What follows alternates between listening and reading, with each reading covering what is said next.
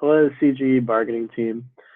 This is a workshop on power mapping, and I'm going to try to make it fast and have hopefully good closed captionings here, but it looks like they're a little wonky.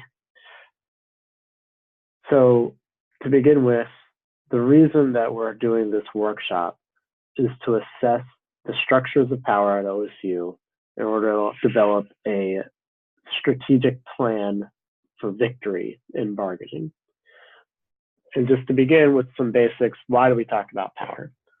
So the reasons here are that power already is an operation all around us. It structures daily life at OSU. And the university has created an institution based on policies, laws, practices, and partnerships through each department, college, boards that they've created, administration, the state legislature, and the federal government in order to maintain a certain level of power. Now, graduate employees at OSU also have forms of power, but it's not the same as what OSU uses to maintain the status quo. OSU has more legal power, more bureaucratic power, and more money than us, and that is just basics. They always will have those forms of power over us. But what we have is power in our numbers, in our relationships, and on the university's dependence on us as workers. And I like this little quote here at the bottom that says, "The boss doesn't need you, the boss needs you and all your coworkers. So that's why they want us divided, because united under common goals, we can win." Now, for us in our union context, I think it's important to have a shared language around what we mean by power and try to really boil it down to the basics. So for unions, the distinction between two forms of power called power over versus power with is really useful. There's lots of different theories of power, lots of really valid ones, but these are the ones that we're using to kind of share language over what we mean here. Now, most people think of power over when they hear the word power. It's kind of this distasteful word, power that we don't like. And that's because people's primary experiences of power is this form where it's one of domination. Now, power over can be described as having three dimensions: the ability to impose one's will over others, the ability to set the agenda, so creating the frame of what's possible or permissible, and the ability to shape desires or expectations of others, sometimes called ideological power. So one at a time, the ability to impose one's will over others is simply like a form of power where whatever is determined to happen is what happens. For instance, OSU's recent proclamation of making budget cuts is a form of power over, because they said this is necessary. They didn't have any debate or deliberation about it, and then they just decided that it's going to happen. The ability to set the agenda is very obvious with OSU. This is something that they really aggressively guard, and we do actually have some say in negotiations about the agenda.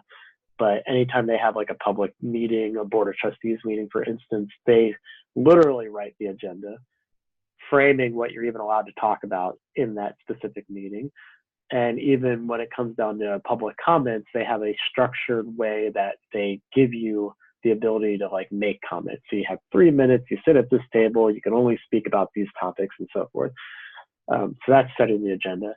Now the expectations and desire is sometimes a little harder to parse out, but I think that if you've ever heard expressions of being practical or that's not realistic, that's kind of a display of power over.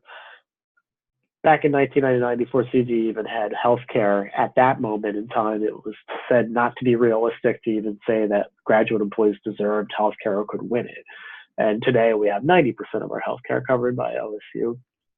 So anytime you hear these kinds of claims that you need to be realistic about what's even possible, you're often confronting a form of power over. Now, power with is what we pull as CGE members, our sources of power from. And this is a shared democratic and collaborative form of power. It's talked about as being from below or from the bottom up, and it's effectively when ordinary people come together and unite under common goals.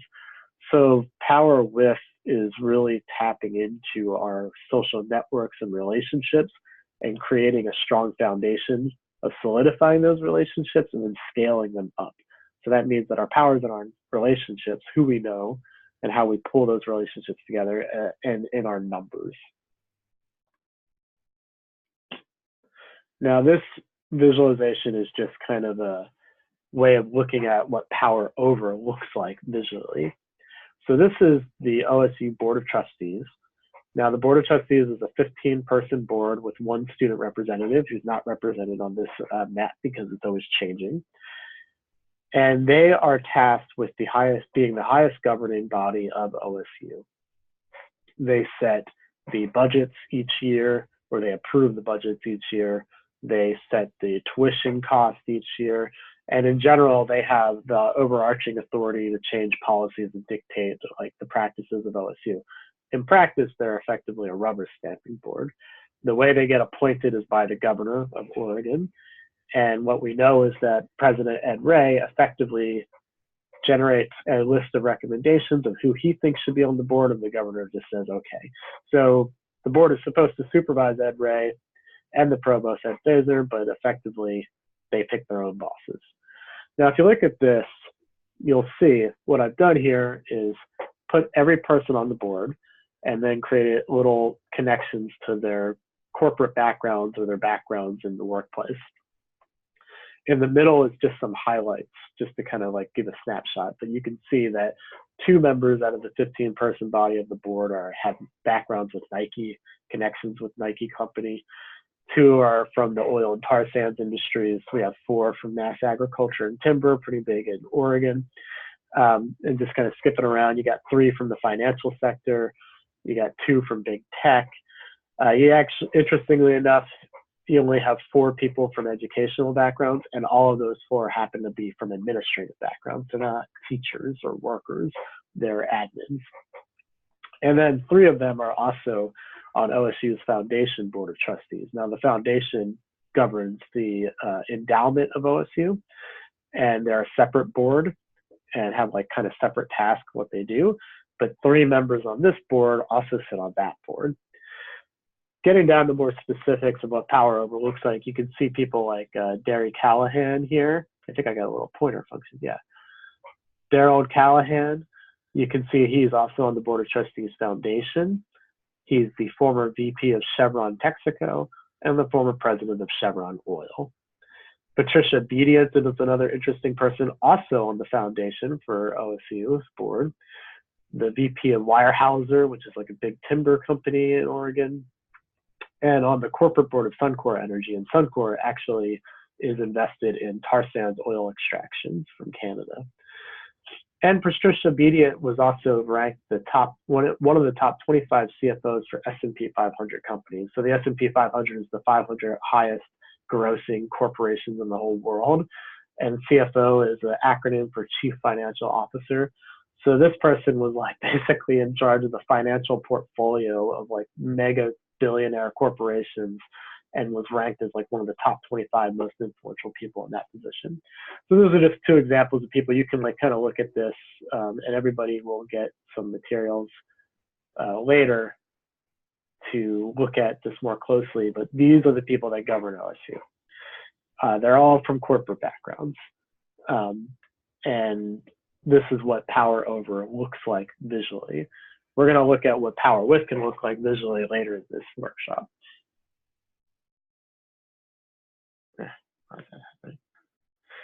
Okay, so after we've like laid a foundation for shared terminology, it's good to know how to tactically intervene on these forms of power. So that's what's called the points of intervention. And knowing these points will help us develop tactics and plans and strategies. Sorry for all the stuff popping up on the screen there. Now, the first point of intervention is called the point of destruction. This is where the harm is happening. So typically things like a waste site or a strip mine. For OSU, we can say that points of destruction are sites like where the Sunflower House used to be. That was a community center that OSU demolished last year because they wanted to build more parking lots and housing there. and it served primarily minority groups, people of color, and and immigrant folks looking to process visa applications and so forth. Also, you can see it in the displacement of workers to other towns, which causes more traffic and pollution and less parking in town. And that's because OSU's growth model has effectively pushed beyond the capacity of what Corvallis can even sustain. You see departments being disbanded by budget cuts, grads dropping out, undergrads taking on debt, adjuncts having terrible working conditions. All of these are points of destruction, and I'm sure you can think of more. The point of production is the second point of intervention, or point of revenue. And this is where the value is being generated. Fundamentally, the point of labor is what we're talking about here. Workers are the point of production in either the factory, the university, restaurants, or wherever you might be working. For OSU, we already have our own union and are a key source of production along with faculty, classified workers, undergrad student workers. I would also say that undergrads today are a point of production for OSU because their tuition dollars are so heavily relied on by the university. Now, thinking about point of production means that you have to recognize that OSU is creating a product. And the product that OSU is creating is a brand, the brand and their public image as a university. And that brand is being created in order to sell degrees. That's what the product of OSU is. It's college degrees and certificates saying that you went to this place, and those degrees are only so valuable as OSU can make its brand be. So when you think about that and how they produce a product, the next point of intervention is the point of consumption, where the product is being consumed. For OSU, the product, again, is the degree itself and the brand, and who are they selling that to? Well, it's to the students, particularly undergrad students. So reaching students is crucial for success in our bargaining efforts and any efforts that we do as a union. And OSU tellingly already refers to undergrad students as consumers on their paper in their Board of Trustees meetings. They refer to students as consumers. The next point of intervention is the point of assumption, which is the common narrative and how it's made. I put in parentheses there the media because that tends to be where the common narrative is made. And locally, we have things like the Gazette-Times, the Advocate, the Barometer, the Oregonian. But OSU also whispers things to like department heads, faculty senators, whatever. That means that OSU is able to have private meetings or just face-to-face encounters where the provost or some dean might just create a rumor. Maybe they're not even purposely doing it, but they just say something is going to come down the pike and that people better prepare for it. And actually the budget cuts are a prime example of this because we heard about the budget cuts long before they were even announced as an official thing. And departments were panicking, people were stressed, grads were like trying to assess their future. And we call that a whisper campaign. And that's a common narrative, and it's made through these backdoor channels. Now, fortunately for us, we also have the ability to create our own resources. Like we have our own social media, we can access the local newspapers, we can do our own whisper campaigns in our own departments, we have podcasts, and so forth. And the last point of intervention is what's called the point of potential, or the prefigurative point, which is creating our own sites of value production or alternatives to power. This is really about building power with. So where do the alternatives to what exists happen to be? Where do they already exist? And what alternatives can be made in contrast to the status quo? To put this concretely, for CGE, we have a housing caucus, and one of their core planks is to create housing cooperatives to stem the affordability concerns for many grads. We also have a hardship fund in our union, and that's a form of mutual aid that we created to pick up those like experiencing financial hardships. We have our own caucuses, kind of modeling how more of a bottom-up structure can look. So there's lots of ways of like creating model alternatives to what is. And all of these things, again, are just to like spell out what we need to tactically think about when we're trying to build plans for bargaining.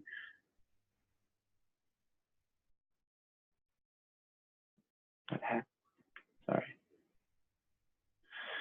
Okay, so this is more practically what this workshop is getting to, like what we'll be able to do as an exercise together. And this is what's called a power grid. So on the grid, you can see that there's the XY axis, and there's the powerful to weak spectrum, and then the supportive to opponent spectrum. So how you use this is first you pick an issue and then a demand to resolve that issue. Then you want to consider the points of intervention on the issue. And then once you do that, think about an individual or organization and where they fall on the grid. Now, for considering the points of intervention, bear in mind that specific issues might create additional points of intervention, but since we've already talked about OSU, they're largely going to be, any issue is largely going to have the same points of intervention or a lot of overlap. And some issues might have just additional points of intervention.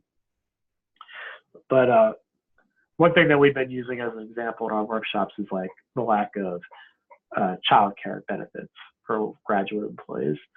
So on that issue, lack of child care benefits, I think a demand that we can use as an example to resolve that issue is OSU providing benefits for child care. Now, when we think about that and try to consider an individual, these questions on the bottom here can help guide you. So what's the history of success against a specific target? If this person or org, so if the person that we come up with or organization that we come up with, we want to put on the grid, if they say yes to the demand, will it happen? If it does happen, then we can assume that they are powerful. And then what's the current situation and status? So there's a real common tendency to try to project what could be onto this grid, but what we want to think about for this specifically is what is right now. Because by knowing what is right now and getting people on this grid, we can learn who are our powerful opponents, who are could be powerful supporters, and kind of get a visual snapshot of that so that we can isolate opponents over here or learn how to contain them and think about strategies to contain them and minimize their power, and then push powerful people in the middle to be more supporters. And also ignore the kind of weak opponents because they're not going to really hurt us in any way, things like that. So for example, if we're going to talk about, if we're going to talk about the provost, Ed Fazer, on the issue of lack of child care benefits, well, we know that the history of success is limited to non-existent on this issue, and Fazer has been here long enough where we've been proposing as a union benefits for child care that we can deduce he's an opponent, and probably a really firm opponent on this issue, because the provost is responsible for the bottom line of OSU. The current situation and status is, again, we know he's an opponent. Maybe we can push him away from being an opponent and being supportive. That's the goal of bargaining, is to make OSU understand it's in their interest to concede to our demands. But for now, he's an opponent. If Provost Ed Fazer said, yes, grad employees will get child care benefits, how likely do we think it is that that would happen? Personally, I think it is very likely that if the provost comes out and says it, that it will happen. So we've talked about this before, and people have been reluctant to put him at the very top of the power spectrum, but pretty close to the top is Fazer, and a pretty firm, all the way opponent. So somebody like Fazer would realistically be right here where the pointer is. So that's one person. Now, if we wanted to do an organization like the OSU Board of Trustees, it's probably better to look at each individual member of the Board of Trustees and put them all on the map. But for now, we could just think about the board. And again, the board is clearly an opponent on this topic because, again, they're primarily corporate-backed interest on the board, and they think that OSU is just a business that needs to have a firm bottom line.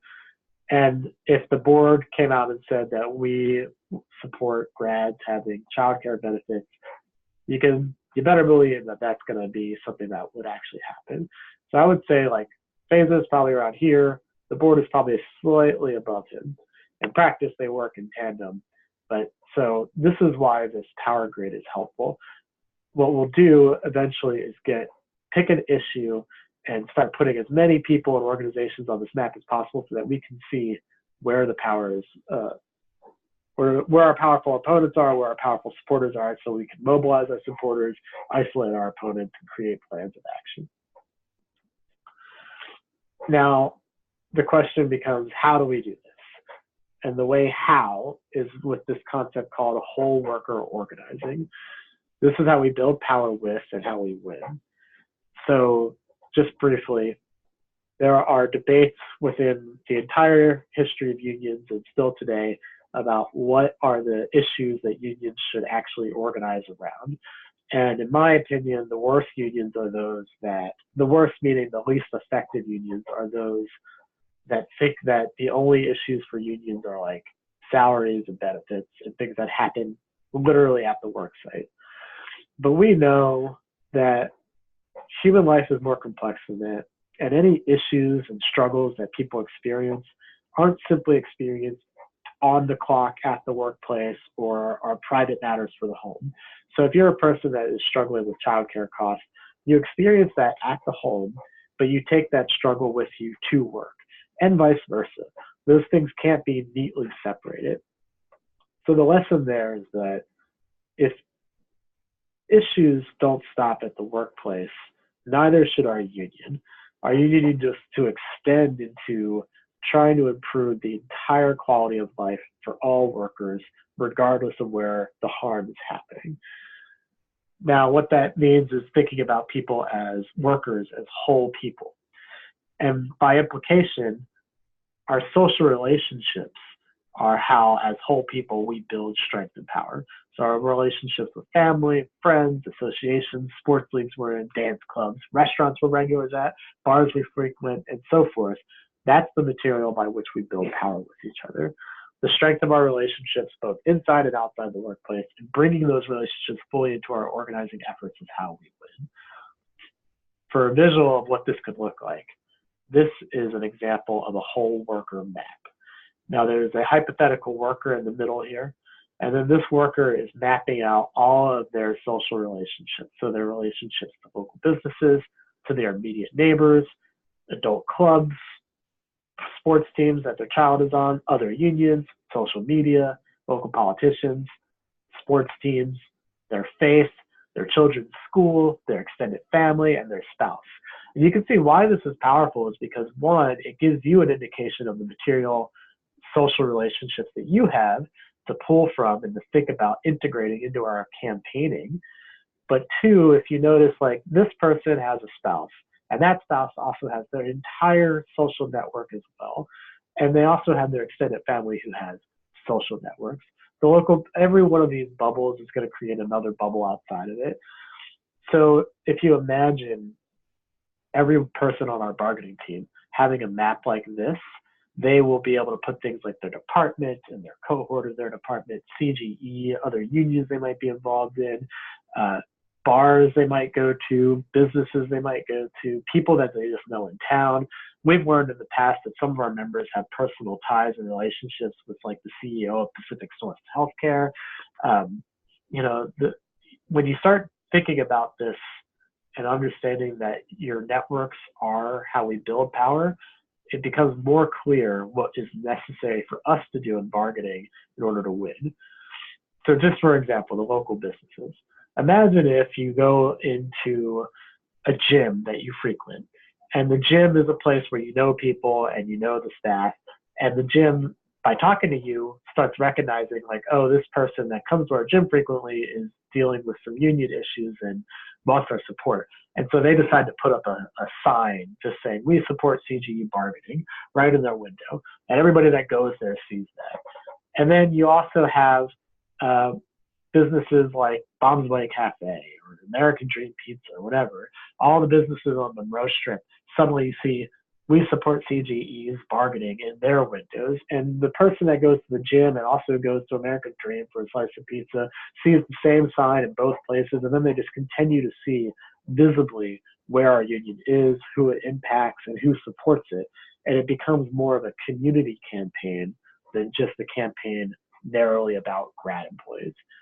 Because our negotiations impact the entire OSU community and they impact the entire Corvallis community. So we need to behave that way. What I want everybody to do that listens to this workshop is I want you, before the end of next week, which is May 3rd on Friday, I'm going to follow up with everybody. on our bargaining team, I want you to create your own whole worker map. So create a map just like this, really think about it and just map out all of your relationships. Don't worry about whether you think you're real popular or you have a lot of friends and so forth. I hear a lot of people saying that. Just put them all down, like affiliations you have, daily life you might have. Some people realize like, oh, I go to the bicycle co-op a lot, so that should be on here. Yes. Things that you do routinely, people that you encounter, that should go on your map. I want you to do that. And I also want you to go to this power grid.